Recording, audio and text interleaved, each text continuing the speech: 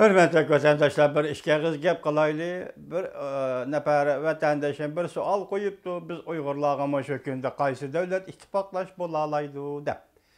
Bunun üçün vətəndaş şunu eytək ki, biz əvvəl Uyğur dövlət quruş gerek. Dövlət qurğan vaxtı andın o ittifaqlaş bolalaydıqan dövlət izləb tapalaydı. Növbəti Uyğurların dədi məsələn kişilik hüquq sahəsində boladığan bolsa, biz bugün çoğ dövlətlərinin Amerika Qoşmuş Ştatlarından bolubmu, onun əxlaqıga, onun insanpərvərliyiga iltica qılıbatımız. Fəqət Amerika Qoşmuş Ştatlarının insanpərvərliyi və əxlaqıdan, dövlət əxlaqıdan Uyğurlara köngül bölüşünü tələb qılıbatımız. Meyli Tibetlər məsələsi olsun, meyli Uyğurlar məsələsi olsun, hazırgıçı tək Amerika Qoşmuş Ştatlarının dövlət siyasəti tərkibiga kirgeni yox. Əgər Tibetlər məsələsi Amerika Qoşmuş Ştatlarının dövlət siyasi tərkibiga kirdi dese ihtimal 50% ətrafıda. Çünki Amerika Qoşmuş Ştatları Tibet doğrusudur iki parça qanun layihə, yəni prezident imza qoyğan qanun layihədə Tibet təcavüz qılınmasdan burun müstəqil dövlət idi degan cümləni işlətgan. Dəxi Uyğurlarga bunda qanun layihə tətbiq qılınğanımı yox. Yoki bunda qanun layihəni tətbiq qilish to'g'risida Amerika hökuməti oylandımı yox, onu bilgili bo'lmaydi.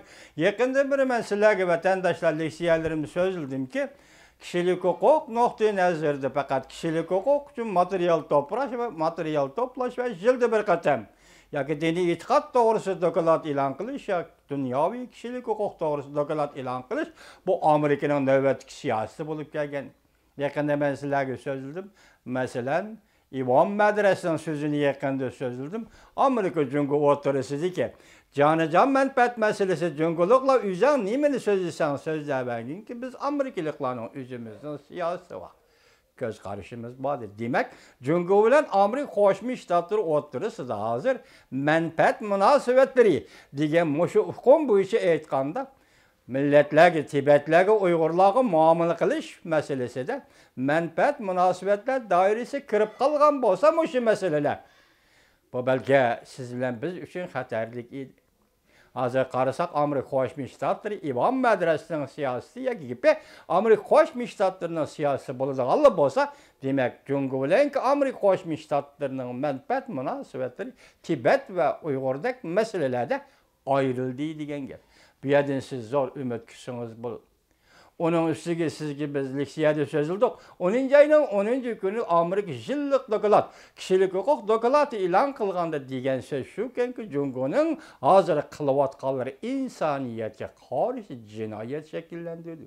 Bu demak siyosiy baldaqqa, siyosiy bosqichga ko'tir, ya siyosiy jihatdan ko'ngil bilish bosqichga ko'tarildi degan. Yani şu isimizde bakın 9. ayının 13. günü ben bir qatımda xabarda sizga shunday yetkizdim ki vatandaş Amerika Qoşmuş Ştatları ne mi dedi?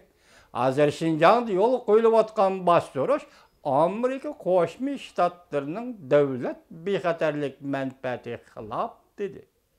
Demek Şinjan'ın müstemliki Uyg'uristondagi bastırış şu derece ko'tarilgan bo'lsa, endi bu destek qadamda Uyghur meselesi Amerika'nın tashqi siyosatida siyaset bosqichi kirib keldi deyishga bo'ladi.